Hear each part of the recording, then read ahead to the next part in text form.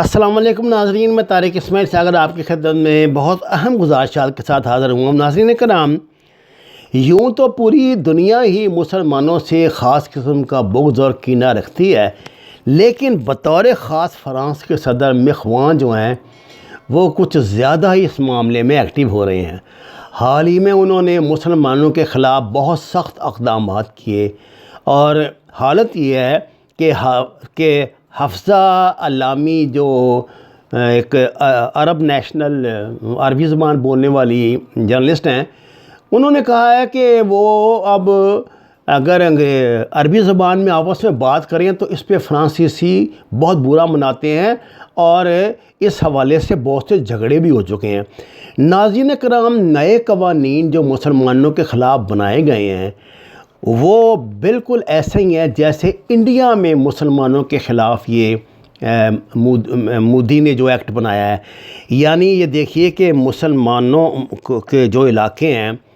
ان میں انٹیلیجنس نے ڈیرے ڈال دیے ہیں، اور سفید کپڑوں میں ملبوس جو ہیں لوگ وہ گھوم رہے ہیں۔ مسلمانوں کو مجبور کیا جا رہا ہے کہ یا تو وہ پولیس کے ٹاؤٹ بن جائیں یا پھر فرانس چھوڑ دیں اور کسی دوسرے ملک میں چلے جائیں۔ اس سلسلے میں انہیں کچھ لالچ بھی دیے جاتے ہیں، ان کو کچھ کیا جاتا ہے۔ پیرس کے شمال میں مسلمان جو ڈومینیٹڈ آبادیاں وہ ہیں سینٹ ڈیلس، لیل، گورج، سارسل، ویلر لابیل، مرسانی، منفرمانی، کلیٹس، ایوری، کرائی، کلیش، سیوا، گوساویل۔ یہ مسلمان آبادیاں جہاں زیادہ تعداد میں مسلمان رہتے ہیں، یہ ان میں صرف پاکستان ہی نہیں ہے، پوری دنیا کے مسلمان ہیں۔ خیال رہے کہ مسلمانوں کی تعداد گو کہ فرانس کی حکومت کی طرف سے 60 لاکھ بتائی جاتی ہے، لیکن جو ریلائبل ذرائع ہیں وہ بتاتے ہیں کہ یہاں مسلمان قریباً 1 کروڑ ہیں، اور یہی اصل میں وہ خطرہ ہے جو اس دجالی دنیا جس سے کانپ رہی ہے۔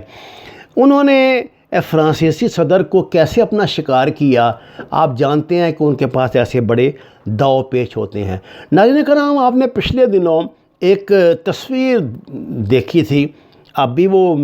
سوشل میڈیا پہ موجود ہے، پاکستان کی وہ جو آسیہ نامی خاتون تھی جس کو حکومت نے رہا کر کے تو راتوں رات بیرون ملک بھی پہنچا دیا تھا۔ وہ فرانسیسی صدر مخواں کے ساتھ میٹنگ کر رہی تھی۔ ظاہر ہے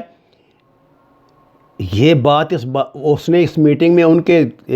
ذہن میں جہاں پہلے ہی مسلم عصبیت موجود تھی، کیا کیا زہر نہیں اگلا ہوگا، اور مسلمانوں کے حوالے سے کیا کیا کچھ نہیں کہا ہوگا، جس کے بعد سے مخواں جو ہیں وہ بہت زیادہ ہی ایکٹیو ہو گئے۔ ناظرین کرام، یہ جو تازہ ترین مسلمانوں پہ حملہ نئے قوانین کے ساتھ کیا گیا ہے، یہ ایکچولی چارلی ہیبڈو جریدے پر جو مسلمانوں نے کچھ تنقید کی تھی اس کے بعد سے کیا تھا، اور چارلی ہیبڈو نے ایک خاک میں بدن یہ اعلان کیا کہ وہ دوبارہ نبی کریم صلی اللہ علیہ وسلم کی شان میں گستاخی کریں گے۔ اللہ کرے ایسا نہ ہو، کیونکہ اس کا پھر بہت اس کے کانسیکوینسز خطرناک ہوں گے۔ اس بات کو ریئلائز کرتی ہے فرانسیسی حکومت بھی۔ اب تازہ ترین اقدامات میں ناظرین کرام، وہاں کون سی مسلمانوں کی کو ہزاروں کو درجنوں مساجد ہیں، 3 مسجدیں تو انہوں نے مکمل بند کر دی ہیں جو پیرس کے، اور پیرس کے نواں میں ایک امام مسجد کو صرف اس الزام میں گرفتار کر لیا گیا ہے کہ انہوں نے جو جو نئے قوانین مسلمانوں کے حوالے سے بنے ہیں ان پہ سوشل میڈیا پہ تنقید کی تھی، اور کہا تھا کہ یہ انسانی آزادی کے خلاف ہے۔ انہوں نے مذہب کے حوالے سے کوئی بات ہی نہیں کی، لیکن ان کو دہشت گردی کے الزام میں گرفتار کر لیا گیا ہے۔ ایک اور مسجد جو ہے اس کو بھی مکمل بند کر دیا گیا، اور اس مسجد کو 75,000 یورو جرمانہ کیا گیا، کیونکہ اس کے جو امام تھے ان کے کاغذات برطانوی حکومت کے مطابق مکمل نہیں ہیں، جبکہ مقامی مسجد کے جو کمیٹی ہے اس کا کہنا ہے کہ اس کا سوال ہی پیدا نہیں ہوتا، ہم نے یہ سب کچھ امیگریشن ڈپارٹمنٹ کو سے اجازت لینے کے بعد اور ضمانت دینے کے بعد اور مقامی قوانین کی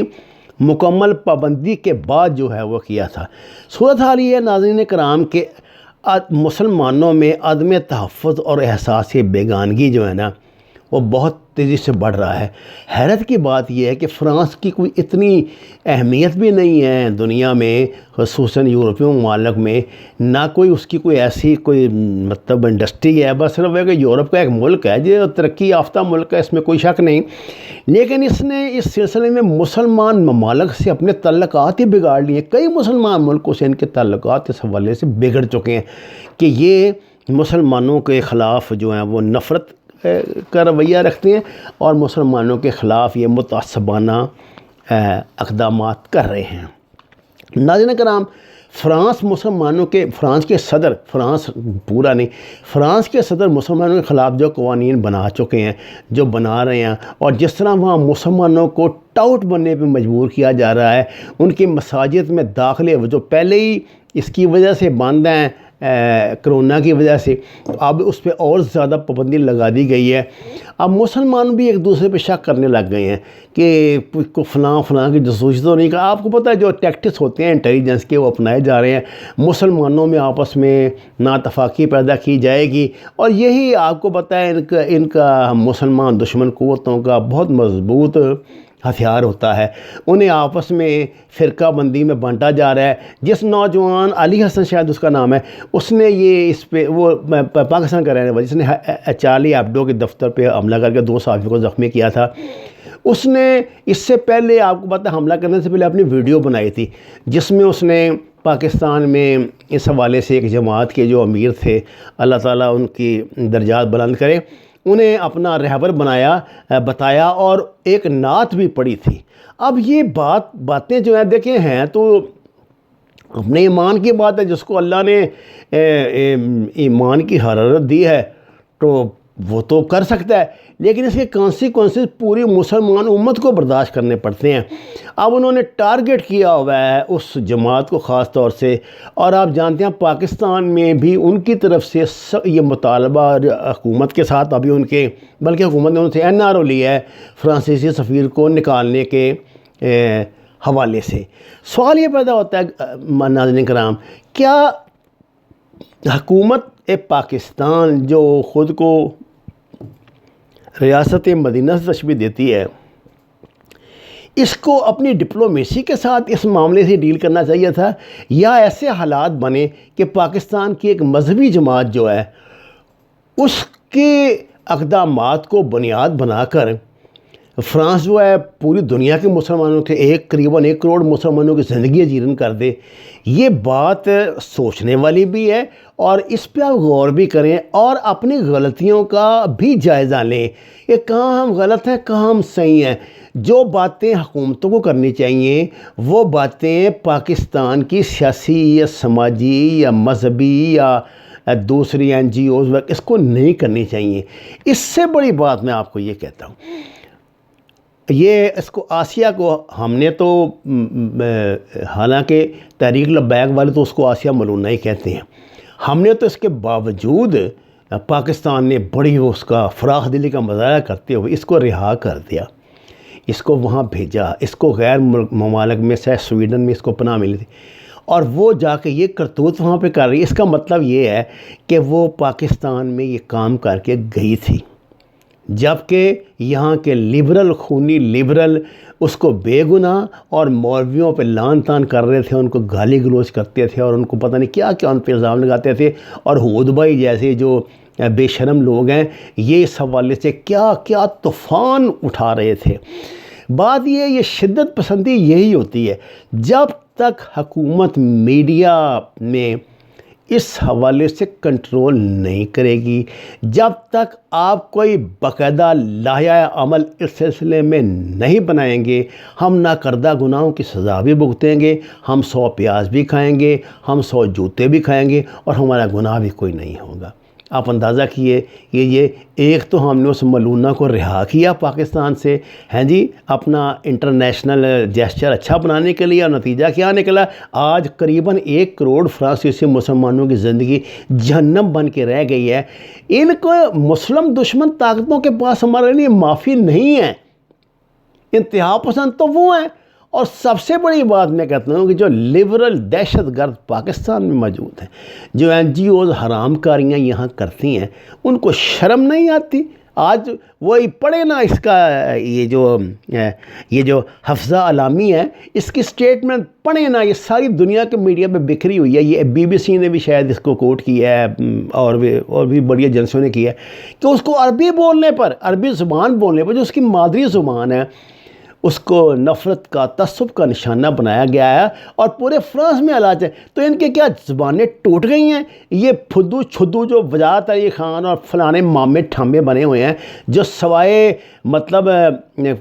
مجھے بہت مجبوری سے کہیں، سوائے ایک مخصوص مسلمان جو مسلک ہے جو ایران سے تعلق رکھتا ہے، سوائے اس کے گن گانے کے وہاں یہ نہیں رہتے۔ وہاں اس کے حوالے سے تو ذرا سی بات ہو جائے تو یہ اپنی اوقات جو ان کا اصل اندر سے نکل کے باہر آ جاتا ہے، سوائے اس میں ان کو کوئی انسانیت سوزی نظر نہیں آتی۔ اس کو دن رات اس کی تعریف کے کلابے ملا دیتے ہیں، اور مسلمانوں پہ جو عذاب آیا ہوا ہے اس حوالے سے ان کے منہ ٹوٹے ہوئے ہیں۔ ناموں کے ساتھ انہوں نے جعلی سید لگائے ہوئے ہیں، کوئی خان بنا ہوا ہے، کوئی کچھ بنا ہوا ہے۔ تو وجاہت علی خان نے تو میرا خیال ہے کہ حضرت علی سے لے کے تو یہاں قائد اعظم تک، اور قائد اعظم سے لے کے تو نیچے تک سب کو شیعہ ہی بنا دیا تھا ایک کالم میں۔